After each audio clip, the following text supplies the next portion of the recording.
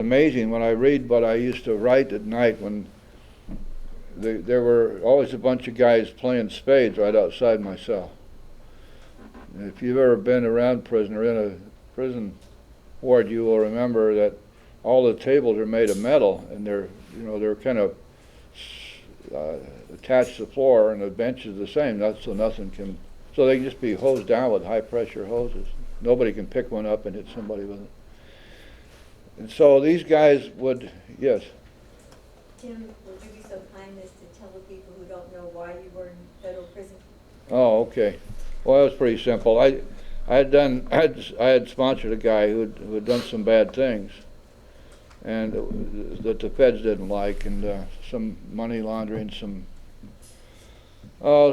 gold manipulation, and he was a member of a super patriot group, and they were tax evaders, and so I'd done his fifth step with him and his fourth step, and I knew all about it because he had gone through all this. So I was subpoenaed to testify before the grand jury.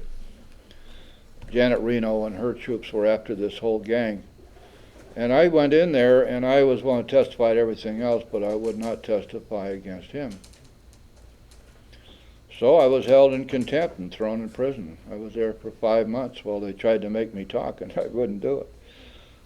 Because I wasn't about to screw up the rest of my life. I figure this, if I can say about you that you're a woman of integrity, I don't have to say anything else. Everybody knows you. If I say about you, you have no integrity, I don't say anything else. Everybody knows you. And my life is not entirely centered on AA, but an awful big part of it is. And I couldn't break my word to this guy. And on the other hand, I was not willing to compromise my integrity, my ability to be helpful. Because if I'd broken under that, then I couldn't sit here. I mean, I couldn't look you in the eye and tell you can trust me. So it was, there wasn't really any choice. It was just something that had to be done. But it was a fascinating experience. And I was in a prison ward with everybody in there had drugs or alcohol in their story. Not that we weren't segregated that way. It's just the way it happened. And almost everybody there was in one gang or another. And they talked openly about people they killed and people trying to kill them, and just a whole different thing. And it was a 24-hour nightmare because it was an unsupervised cell block, and something was going on. Did you know that Jerry Springer has a rerun at 4 o'clock in the morning? I don't know around here, but up in Jacksonville he does. And these guys loved they loved that violence, and they'd get up, the ones that had gone to sleep, and get up and turn on Jerry Springer at 4 in the morning, scream and yell, and really loved it. Spades games went on 24 hours a day. In spades, in prison, there's a kind of a tradition that when you play a trick, you don't just toss a card in, you slam it like that. But they love to get back about 10 feet, take the card and make a run at the table, and then slam it down. And the card table, the one that was most often used, was right outside my cell. It was an interesting time, I'll have to tell you that. But I got it all down. It's all in writing. And when I'd been there about a month, somebody sent me a softcover big book. But I was out during the day reading it, and somebody came and asked me what it was, and I told them. Pretty soon there were a couple people asking me, and pretty soon there were 3, and then there were 4, and then there were 5. We got a little meeting going there. Every day we're having a meeting. And so I said, thank you, God. I guess there was a need for me here after all. Some reason for me to be in this joint. So anyway, that's it. I have a felony conviction which I can't get rid of yet. said I wouldn't break my word. That's it. So, Thank you. Thank you. Thank you. Question. oh my goodness sakes alive, I didn't mean to get into Jim, me. Yeah, did you have a lawyer? yeah, You didn't represent yourself, did you? heck no. I had one of the best lawyers in Jacksonville. In fact, he's still my lawyer. There was nothing I could do. They had me dead to rights. I refused to testify before a federal grand jury when I had no excuse. If this guy had been my client, they couldn't have made me testify. But because he was my sponsee in AA, I had no defense. And you couldn't say that you were a member because you would break the anonymity, Well, sure, I could say I was a member. but you couldn't say he was. No, they already knew that. That wasn't something that wasn't the point. The point was that Janet Reno and her gang decided that people in AA had no immunity, and they were going to clobber me as an example, and they damn near did. They stole my business, they took my car, they took everything, all my bank accounts, they wiped me out. But not your integrity. Well, I don't know. It wasn't that difficult, yeah. And what was your lawyer advising you? Let's make the best deal we can, which he did. He got rid of their purported money laundering case, their purported RICO violation, other stuff and they had confiscated everything I owned on these pretexts. Federal government has plenary power anytime they wish to use it. All they have to do is accuse you of something, and then they can go seize everything you own. That's what they did to me. And by the time we got that all straightened out, it was all gone. So, but anyway, it came out that all the other stuff that they were talking about was not only dismissed, but with prejudice, so they can never be charged with it again. They tried to get me back up there just last December. They figured they'd take another shot at me. They were trying all these guys, including my guy. So I was subpoenaed to come up there and testify. And I have a dear, dear friend who helped me. We put together an affidavit and stuff, and I went up there, and it ended up, after the judge had reviewed all the stuff, and it was the same judge that had been before him on the prior occasion, and he turned to the federal government prosecutor and he said, "I'm issuing a protective order. You are not ever again in this matter to subpoena this man or attempt to get him to testify. As of today, the protective order, and don't violate that order." And so I walked out. But it was a little tight there for a while. We did an emergency 911 affidavit, and I had a lot of help. One of my partners went up with me and held my hand, because I wasn't scared, but I was, if you'll excuse the expression, I was highly pissed off.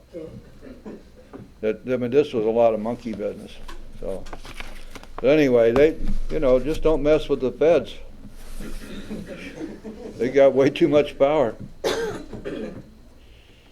I stay out of their way now. I just walk around like a stiff-legged dog. If I happen to see a Fed walking down the street, I want nothing to do with them. Okay, who's going to do the chips? Donna? Oh, no, I don't know how to do that. We'll help you. No, she didn't want to do it. She's embarrassed. Who's going to do them? Come on up here. Vicki, you do it. Me too. Okay. See, you know how to do I don't them. You know, were, okay. you were gonna In help? South Florida, we have a chip system which denotes different lengths of sobriety. And a white chip is the international sign of surrender. Does anybody want to give up the high cost of living and pick up a white chip? Okay, I think red chip is for 3 months, is it, 90 days? Yep. Anybody have 90 days? Blue chip, 6 months. 6 months, you can see colors, blue sky.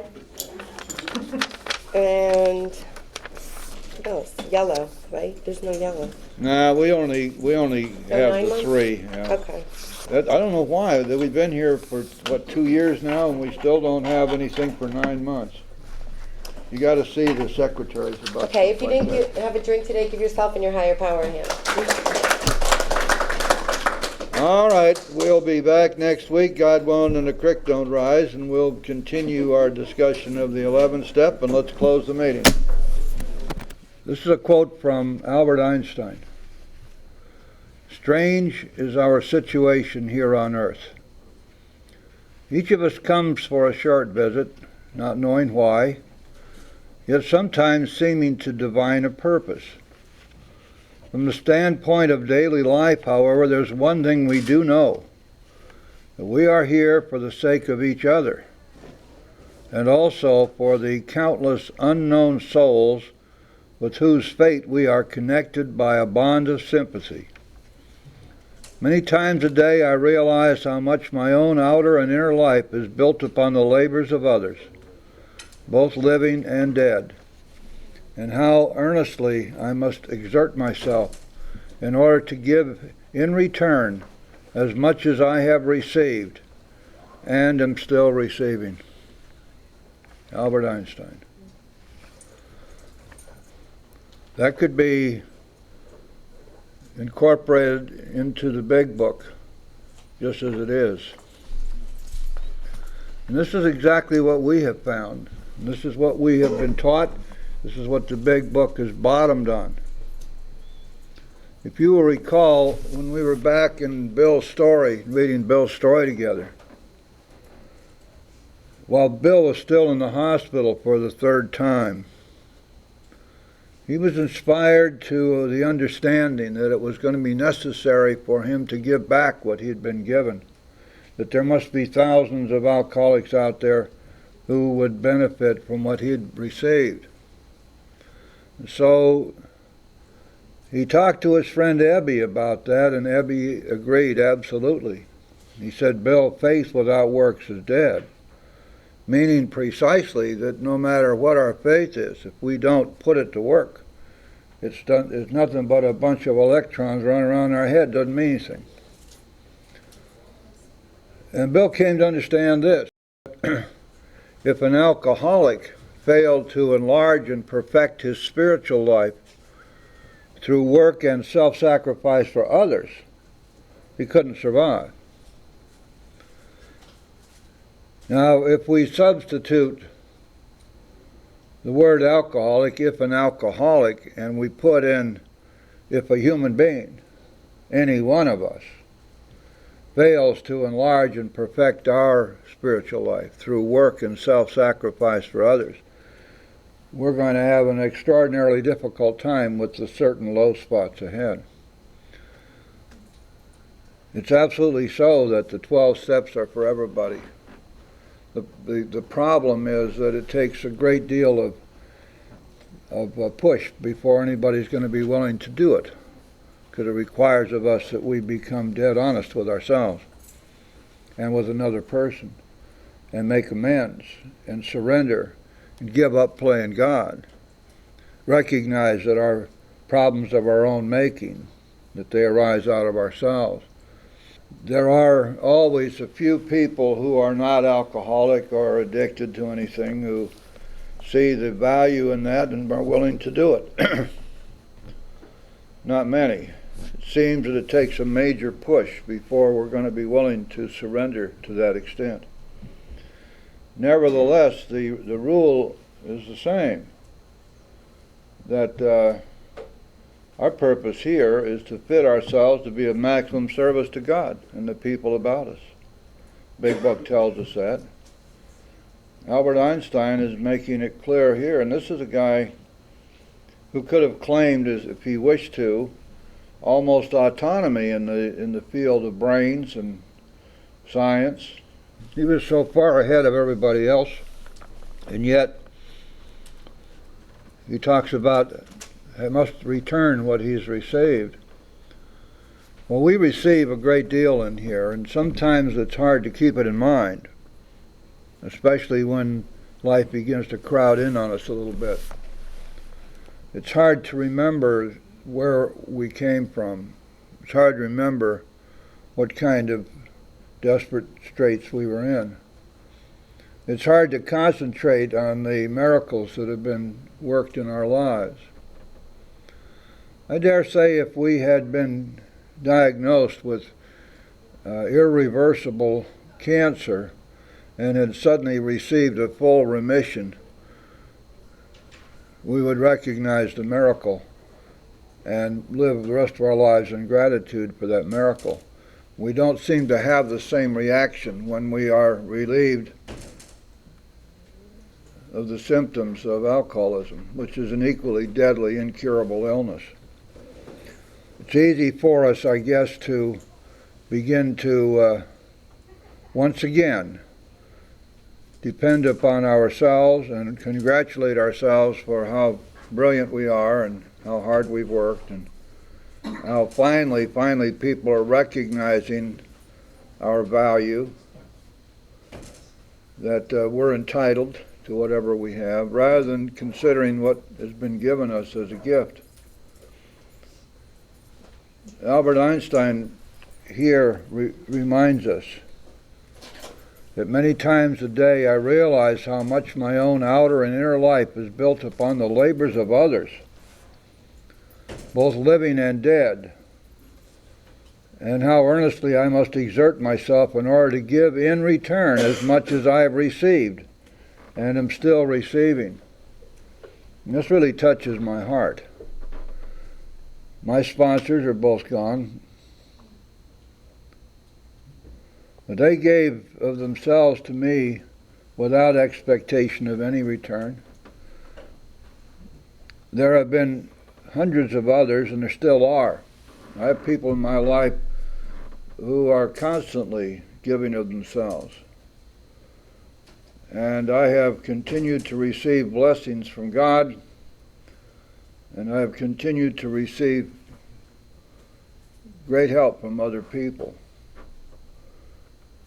And so I try to keep this in mind every time I would like to congratulate myself on how great I am.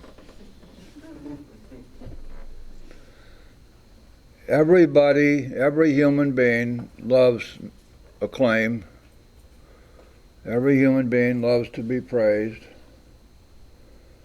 We all want our fellows to think kindly of us. This is the reason we have the 12th tradition, you know.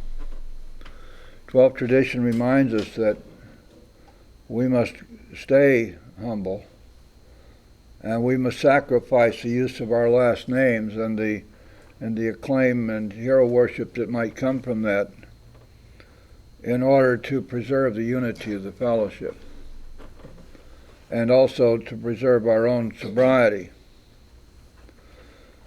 Please turn to page 85. We are in a transition paragraphs between the 10th and 11th steps. At the bottom of page 84, we find a paragraph which deals with the return to sanity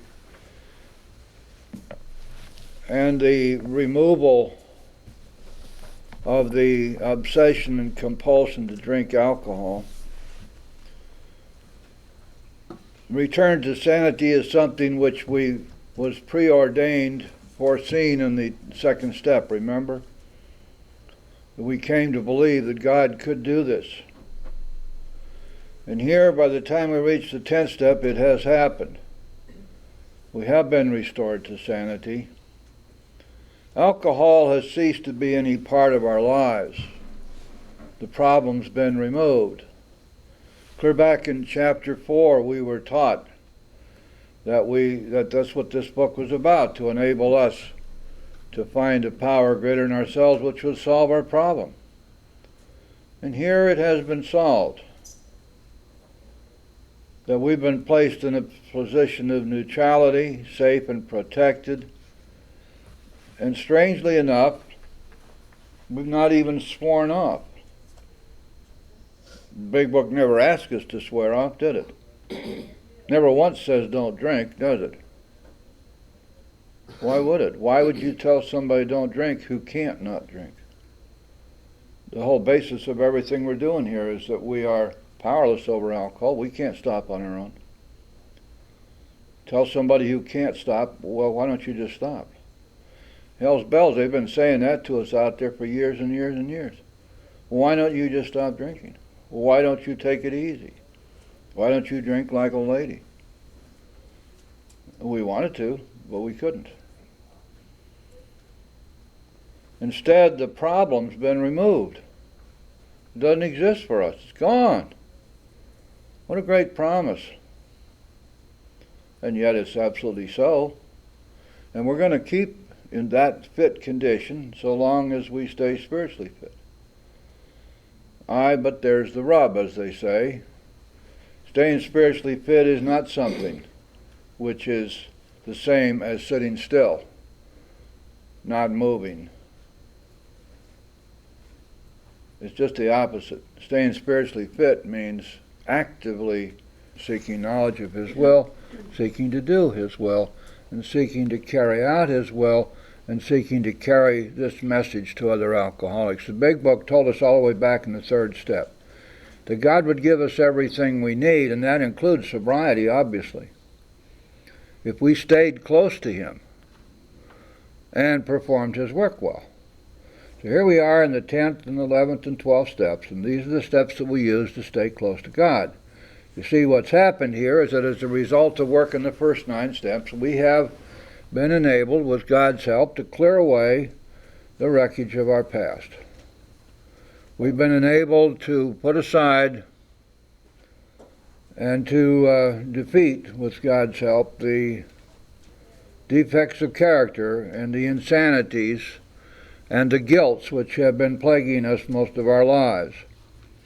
And therefore we have drawn close to Him, and that's where we find ourselves right at this moment as we reach this point in the steps.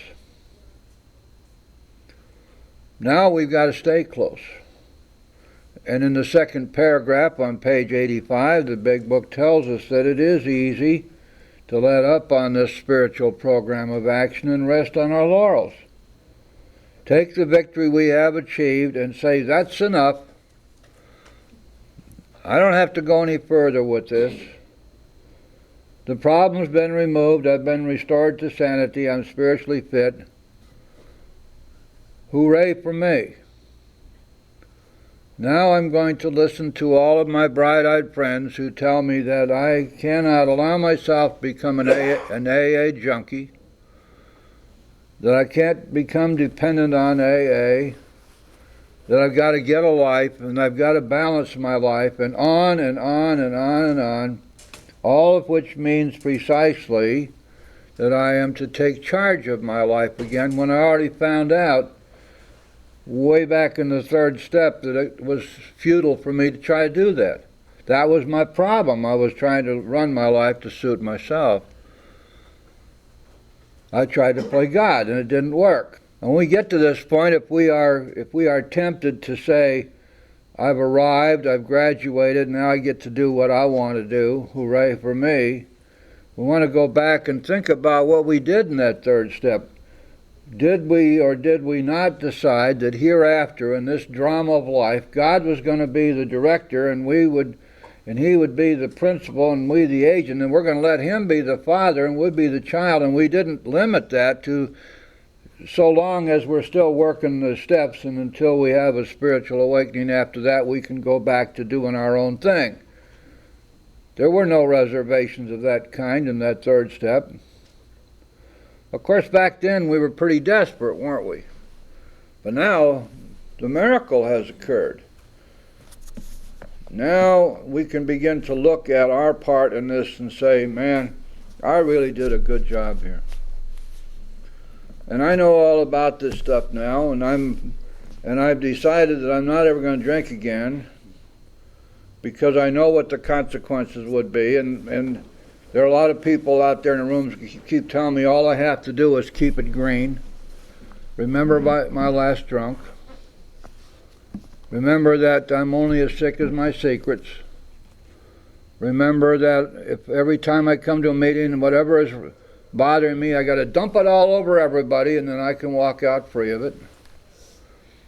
I got to remember that, as they told me back there in treatment, that I really am my feelings. AA keeps telling me I'm a spirit, but I prefer to be my feelings. And a lot of people are going to fall for this, unfortunately. It says we are headed for trouble if we do, for alcohol is a subtle foe. And here's the truth: we are not cured of alcoholism. The disease is in remission, true enough. And it will remain that way so long as we remain spiritually fit, continuing to carry the message, continuing to return, as Albert Einstein said, as much as we have received and are still receiving. Albert Einstein recognized the paradox: we keep absolutely nothing that we're not willing to give away. It's just the truth. A paradox doesn't sound like truth, does it? It sounds like something kind of weird and oddball and off the wall. It turns out that the very definition of paradox is a truth which does not appear to be real, but is nevertheless the truth. And so, what we really have is a daily reprieve, contingent on the maintenance of our spiritual condition. There's the truth of it, and daily reprieve means exactly what it says. We don't build up any credit in heaven by doing good deeds today, not so far as alcoholism is concerned. Every day is a day when we must, as it tells us, carry a vision of God's will into all our activities. What's the 12th step say? Practice these principles in all my affairs. And so what we're really looking at here is again the truth, that the AA program is a program of daily application of certain principles which are stated as steps of action in the big book and on the walls of meeting rooms around the world. Our job here then, and as we're told in the 11th step, is to seek through prayer and meditation to improve our conscious contact with God, praying only for knowledge of His will for us and the power to carry that out, so that we will know each day how to do this. Every day is a day when we must carry a vision of God's will into all our activities. How did I get that vision if I didn't ask for it? And of course, if we pray and meditate in the morning, that's what we do. We ask God to show us what He wants as we go through the day. God, what do you want me to do next? What's my next step to be? Thy will, not mine, be done. What's so hard about that? And yet we don't do it. And we wonder why we feel bad. We wonder why we relapse. And all of this stuff is simple. Simple, simple, simple. Dead simple. It just takes a little effort. It takes a little discipline, and it takes a little willpower. 1/10 as much as we ever had to apply in chasing down the next drink, especially when we were broke or when people were watching us. If you were locked up in a treatment center and you wanted a drink, you found some way to get it. If you were locked up in prison and you had to drink, there'd be a way to get it. Same way with drugs, I guess.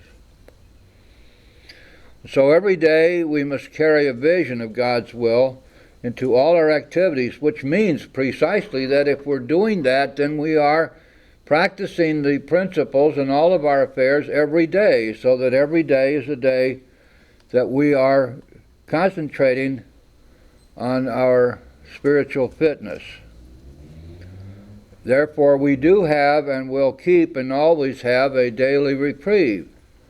And therefore, we will not be resting on our laurels, and therefore we will remain spiritually fit, and therefore we will remain in this state of grace where the problem of alcohol has been removed and doesn't exist for us, and alcohol has been defeated.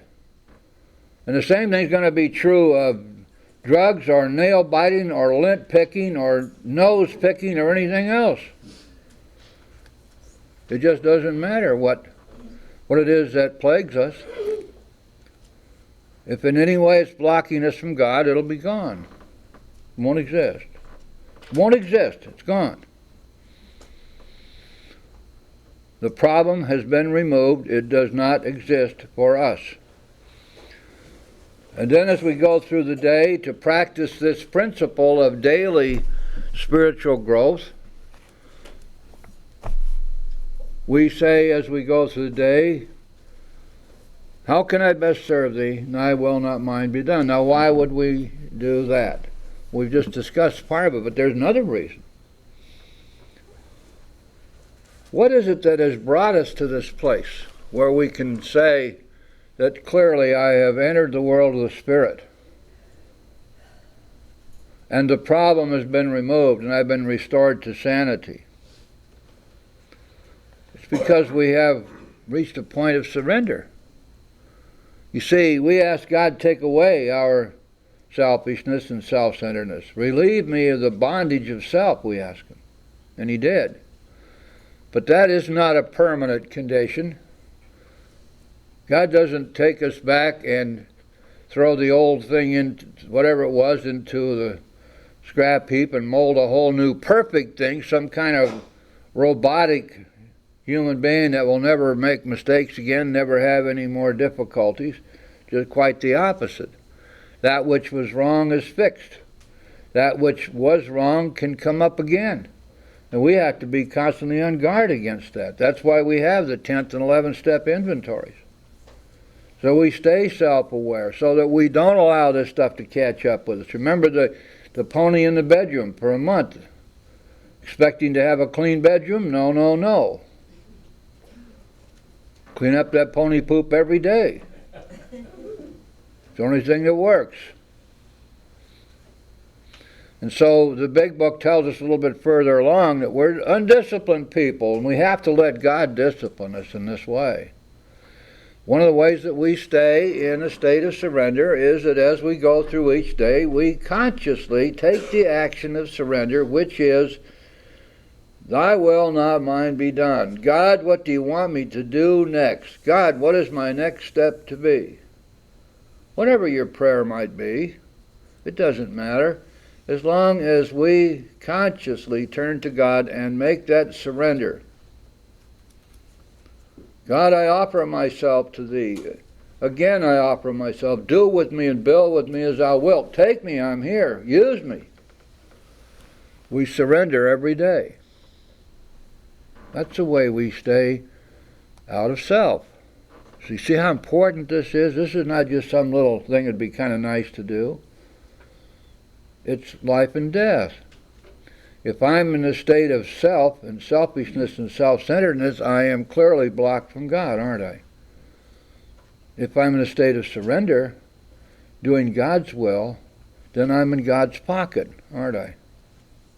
And that's where we want to stay. And then it tells us that these are thoughts which must go with us constantly, that they're the proper use of our will. In other words, we will ourselves to turn our will over to God. The proper use of our will is to make ourselves do the right thing. And at first we have to do it that way because we are basically and naturally selfish and self-centered. We have to make ourselves do the right thing at first. Take inventory, pray, meditate, work with others, get to a meeting. After a while it becomes the way we live our lives. And then we wouldn't have it any other way. But at first, the application of our willpower to do the right thing, do the next right thing, do it now, no excuses, no foot dragging, just do it. That's critically important to long-term sobriety. Now finally, the last paragraph on page 85 is a paragraph of huge significance. Back in the 4th chapter, if you will recall, we were reading about this business of finding God deep down inside ourselves. It's only there that He could be found. That in each man, woman, and child is the innate idea of God. It's always been there. Of course, we've been busy denying it and pushing it aside, haven't we? Let's see what's happened now. We've reached the 10th step. Much has already been said, that's true, about receiving strength, inspiration, and direction from Him who has all knowledge and power. it's important for us to understand what this is saying. Receiving, we're going to be given. We're getting these gifts. They will come to us. We don't earn them. We make ourselves available. We open ourselves up. We become willing to accept these gifts. Strength and inspiration and direction from Him who has all knowledge and power. Now, I know most of you have been in meetings centered around humility. And everybody wants to talk about being humiliated and all that stuff. And there are all kinds of definitions of humility. But I ask you, if you agree with this sentence, that God has all knowledge and power, is there anything left for you or me to be prideful about? I don't think so. Maybe that's the whole answer to humility. To understand and agree and accept as a fact that God has all knowledge and power. Whatever we have is derivative. These things are gifts that we've received. And when we accept that, then it's very easy to remain humble. Not humiliated, but humble. Simply knowing our place in this universe of things. Doesn't mean we're useless. Matter of fact, each of us being utterly unique and a creation and a part of God's Spirit, each of us has great value.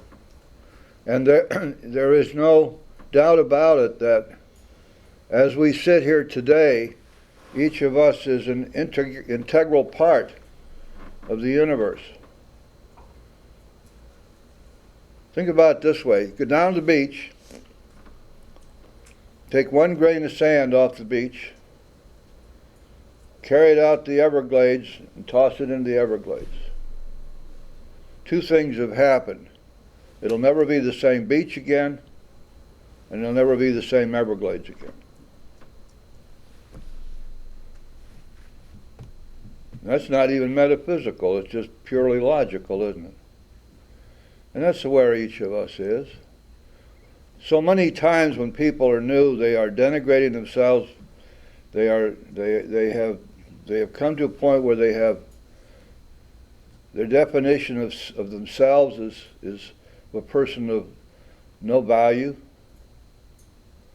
They've been so imbued with the idea that they are rotten, stinking, miserable, weak, dishonest people of no value to anybody. Somehow or another, they've come to accept that, and it is never true. Never true. Unfortunately, when we accept that as our definition of ourselves, we will act in accordance with that, and then it becomes extraordinarily difficult to recover. And somewhere along the line, each of us has to come to the point where we have decided that our spirit, our soul, our life is worth saving. That we have value. And that we are not willing to simply wait to be tossed on the scrap heap of life. That we're going to do something about it. And once we make up our minds that we're going to do that and we start doing it, everything starts to change, and sometimes very quickly. Very quickly. But we got to do the work. And that's the rub, getting people to be willing to do the work. This is not a program for sissies. Sissies, weaklings, don't make it in here. It takes courage. Think about it. It takes courage to face ourselves. It takes courage even to contemplate the prospect of facing ourselves. We who hadn't looked in a mirror in 6 months. We who duck and dive and stay out of the way, do geographics, hide, isolate. And now we're faced with the prospect of coming out totally. Whatever is there is going to come out. It takes courage to do that. And so many people don't have that courage. And they walk away, they leave the miracle behind them. And most of the time we don't ever see them again. It takes courage to do this work. You guys have the courage, you're here. I am extremely grateful to my God that He gave me the courage to do this and to continue to do it. Now then, let's see what else we have here. Remember again in the 4th chapter that we found out that we were going to find God deep down within ourselves. Second sentence in that last paragraph, if we have carefully followed directions, we have begun to sense the flow of His Spirit into us. There are a number of things here to consider. Carefully followed directions. What in the world is this? Everybody I hear these days talks about suggestions. Meaning, of course, that I don't have to do it if I don't want to. These are only suggestions. Hazelton's got a much better bunch of suggestions. And that gal down at the treatment center with a master's degree in psychology has a much better set of suggestions. And the people who are rewriting the big book have a much better set of suggestions. And I really don't have to do it because it doesn't matter. I was told the other day by a speaker sitting right up here at this podium that it doesn't matter how you work the steps, just so you work them. Now I like all that because I love the easier, softer way. I love to make up my own stuff as I go along. I'm gonna evade and dodge and deny as much as possible. I don't want to have to do all these things, and they're telling me that this is only suggested anyway. Whoa, wait a second. Go back to basics. What does this book tell us on the very first page? We are more than 100 men and women who have recovered from a seemingly hopeless state of mind and body to show other alcoholics precisely how we have recovered is the main purpose of this volume. You're reading a history here, guys. This is a history of how they recovered. This is what they did.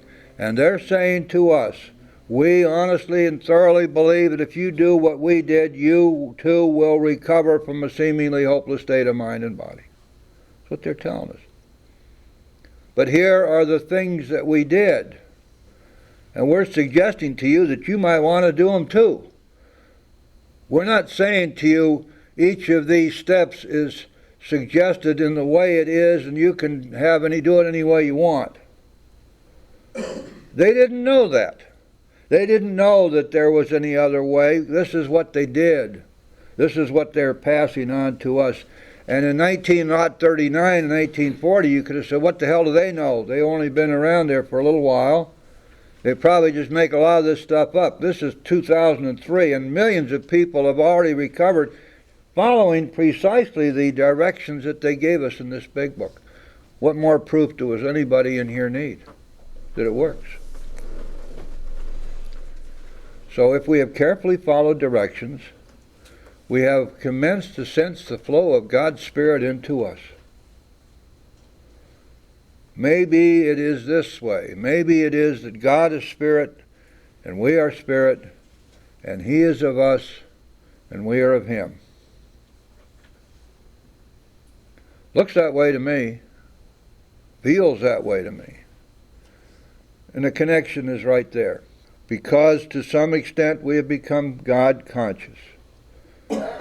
Conscious of the God within, conscious of the God of the universe, God conscious.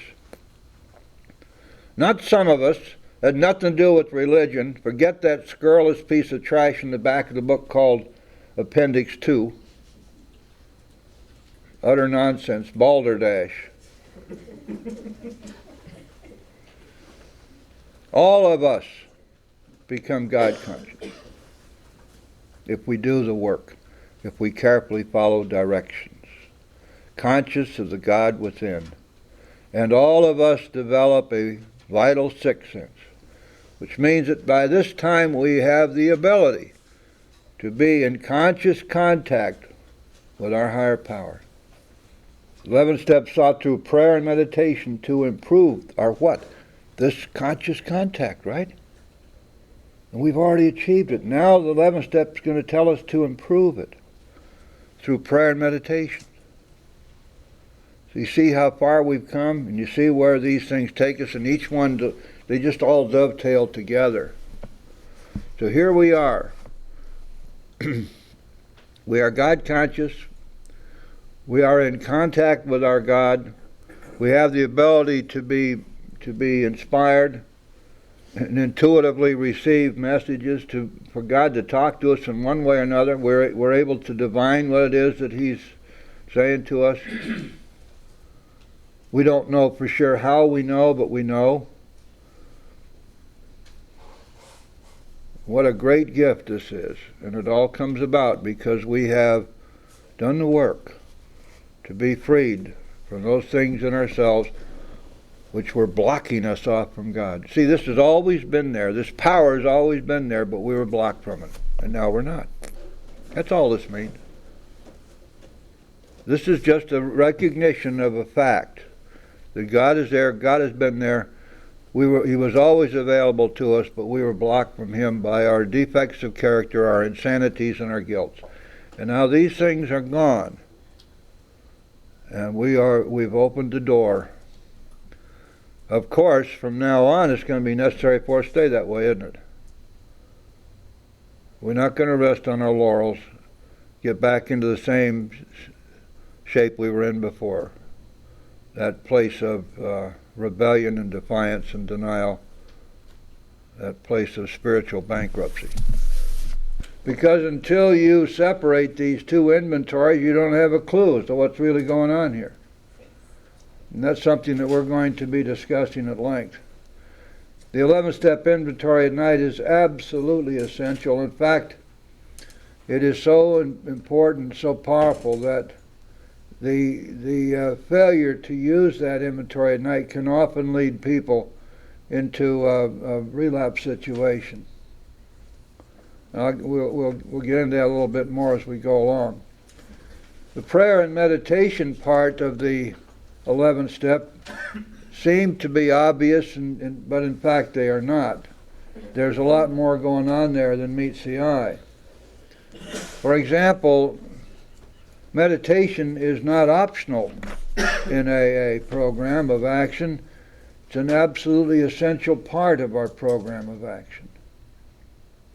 Think about it for the second. I have a dear friend who's visiting with us today, Frank.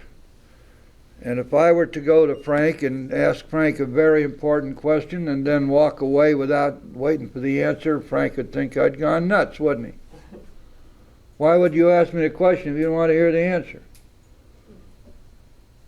Well, what happens when we pray and ask God for help and then we don't listen for the answer? We go on about our business. This is exactly where meditation comes in for us. It has a number of purposes. Probably the most important one is for us to listen, to be aware, to put ourselves with God and to be aware of what God has to say to us. Also, of course, meditation is a form of surrender. Surrender is critically important to us. This is one of the tools that we use to stay out of self. How important is prayer? Only the bottom line of all of this. So important that it can never be overstressed. You remember, I believe, that Dr. Silkworth wrote his opinion, which is published in the first part of the book. The last word in Dr. Silkworth's opinion is pray, even though he himself was not a religious guy. But there's a history to that. You see, he saw what was going on in his hospital. He saw these guys from AA coming in there, and working with the hopeless, helpless drunks that he had pushed off to the side that he knew he couldn't help. And one of the things he observed them doing, and they were talking together, but then they would be praying together. And son of a gun, these hopeless, helpless drunks were getting up out of their beds and walking out of his hospital. That wasn't too surprising. What was really surprising is 30 days later they'd be back, sober, bright-eyed, bushy-tailed, carrying the message to the next guy in the next hopeless, helpless bed, and he'd look up and son of a gun, they were praying together. He couldn't miss it. It was happening for all of the 2.5, 3 years before he wrote that opinion. He saw it. So he said, you might come to scoff, but hopefully you'll stay to pray. The last word in his opinion is pray. It turns out that all the way through, prayer, turning to God in prayer. This is where we take our leaps of faith. This is where we say, okay, I'm going to just have the faith, try to have the faith that God will hear this and that the result will be as promised. And then we pray. And then the result comes and it is as promised. And we say, wow, that worked. This stuff really works. We have prayers all the way through these steps, and they are continuous. But what are they? Are these prayers for riches? Are we praying to God and asking Him to give us a house on the bay and a 50-foot Matthews and a trophy blonde and a big bank account, money in the Caribbean all stashed away just in case? No. We're asking Him for knowledge of His will for us and the power to carry that out. That's pretty skinny, isn't it? I mean, aren't we supposed to be able to pray for all the stuff that we want and think we need? There are religions that tell us so, and maybe they're right, I don't know. But in AA, our approach is quite different. Seek and ye shall find, ask and it shall be given you. I've heard that. We've been seeking and asking for everything and trying to get it and manipulating our way to get everything we wanted all our lives. And we've had to come to a halt on that. And when we said, God, I offer myself to Thee to build with me and to do with me as Thou wilt, we meant it. We had to, because we were powerless and we were sinking. And we were on the way right out of life. So, somewhere along the line we had to make a decision to give up trying to dictate to God what He ought to be doing for us, and to begin to believe that we will get everything we need if we stay close to Him and perform His work well. And as it tells us in one of the stories in the back of the book, when we get what we need, we will invariably find it's just what we wanted all along. We just don't know what's good for us, you know. We think we do. We're so bloody smart. If we're so smart, what the heck are we doing here? It was our worst thinking that got us here, not our best thinking. Don't listen to some of this stuff. I mean, it just to say it denies the truth of it. Our worst thinking got us here. Our screwed up thinking, our insane thinking, our goopy thinking. Our minds didn't work right. We were crazy. We were insane. We thought we were doing wonderfully well because our minds refused to recognize the truth, because we were in a state of self-delusion, self-denial.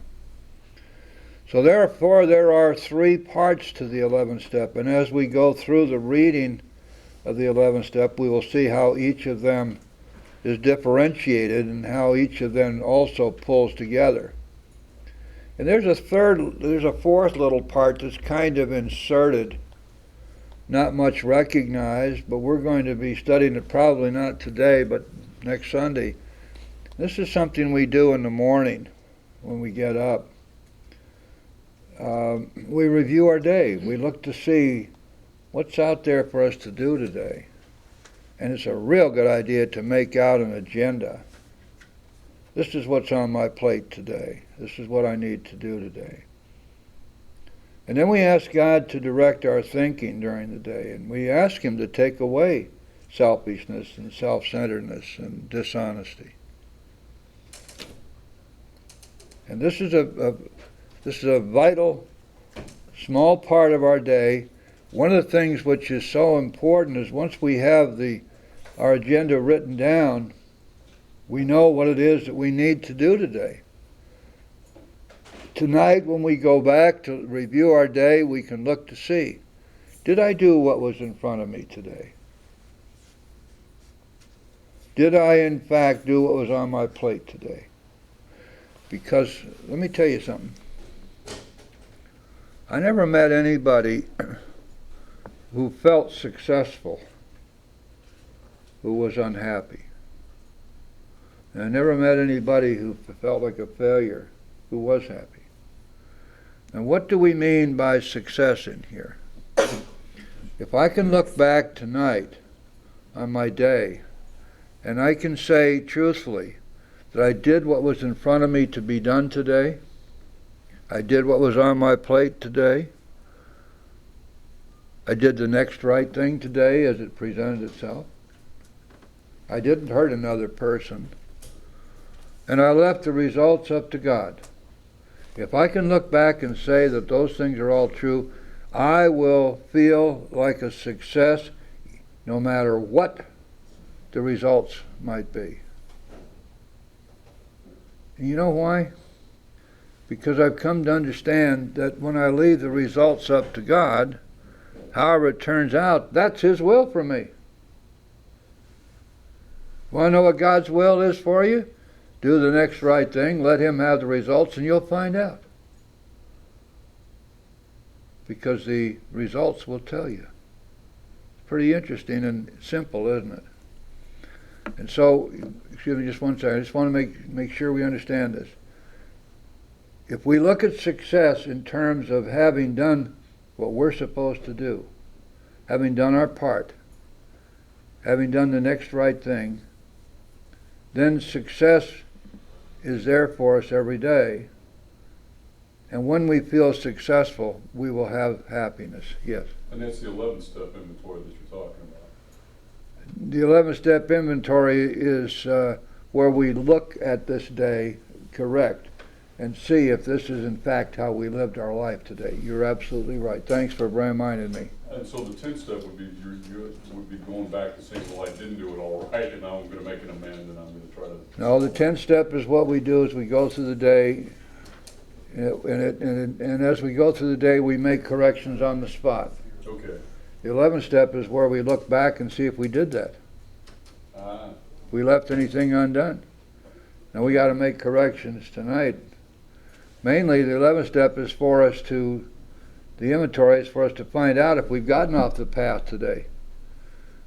And the reason for that is the 11th step is the only place in the whole big book where we are instructed to ask God for forgiveness. And the forgiveness is for getting off the path. You remember back in the 4th step where we learned that if we get off the path, if we stray from the chosen ideal, that if we are sincerely sorry for what we've done and are willing to let God take us on to better things, we'll be forgiven. That if we're not sorry and our conduct continues to harm others, that we're quite sure to drink.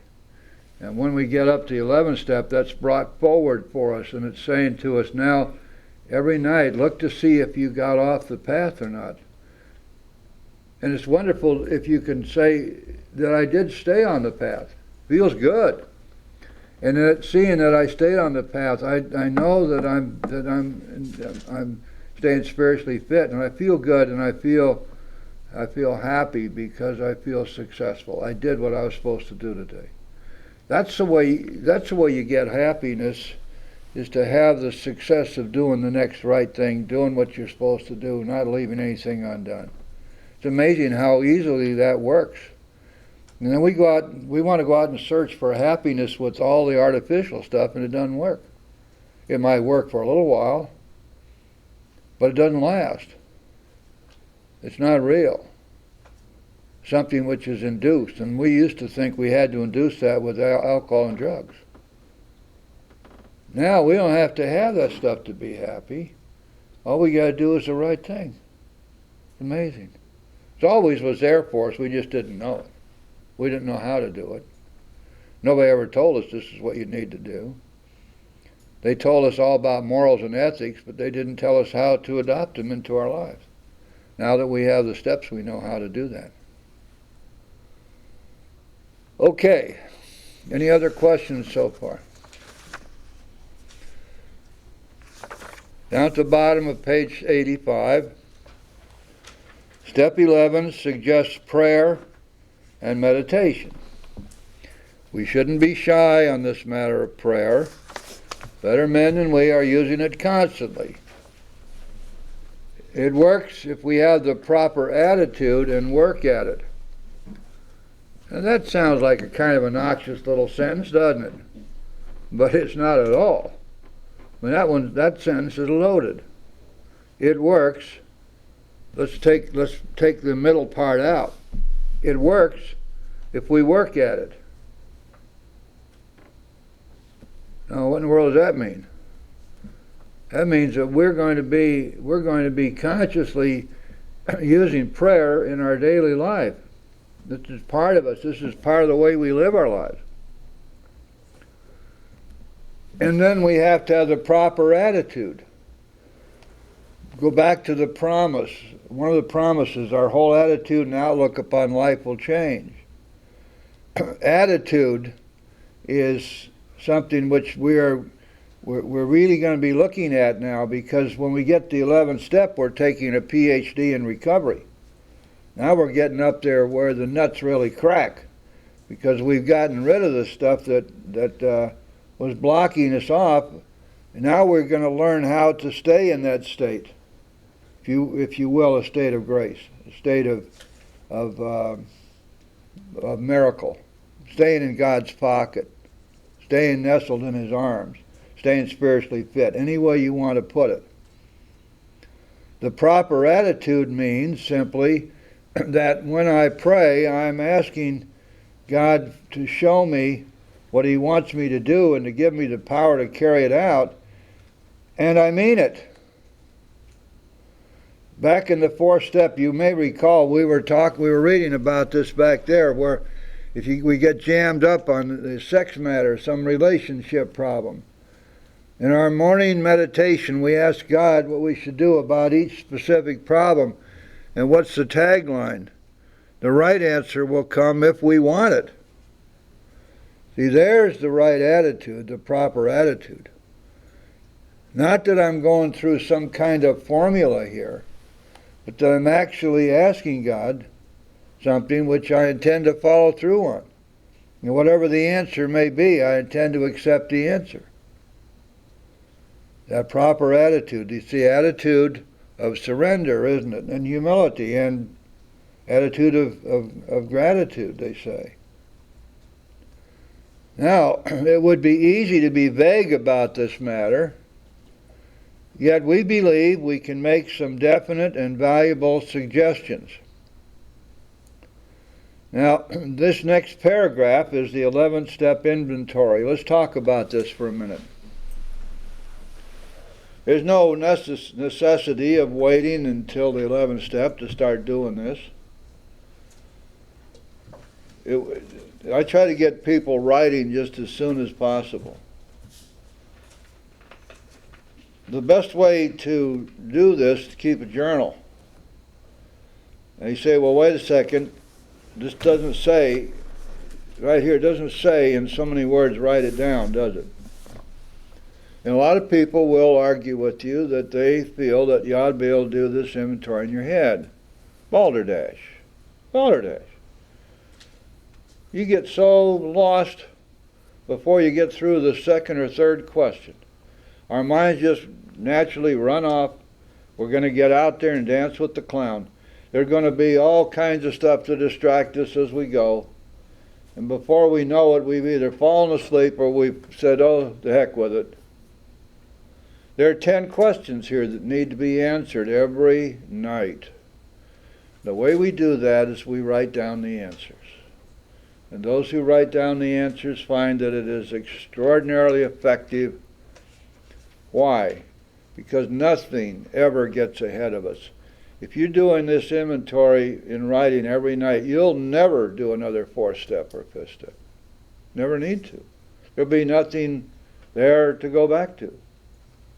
Anything you missed in your 4th step will come out in this 11-step inventory.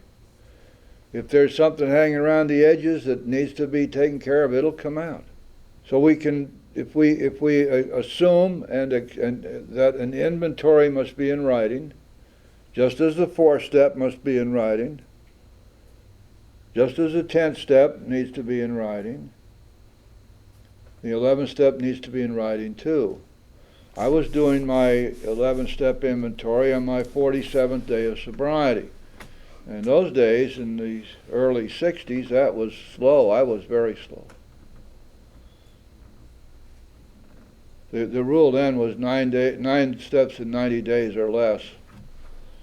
But usually most people are doing a lot better than that. I've taken people through the steps in 6 days. And you can do it if you want to put in the time and effort to do it. But in any event, since that time, I've been keeping a journal, and they're stacked up all over the place now. I have them in California in storage. Most of the stuff is out there. But it's a wonderful record, and there's all kinds of stuff in there. I've been all over the world, and there's a record of my stay in Colombia and dealing with the drug dealers down there, and my days working with Dan Gurney and Carroll Shelby and racing cars at Indy and around and in Europe. Days with the horses and thoroughbreds and racing horses and raising them. All kinds of stuff. It's all in there. I have a journal of my 5 months that I was incarcerated in the federal prison. It's about 4 years ago. That's not in California. I still get to read that once in a while.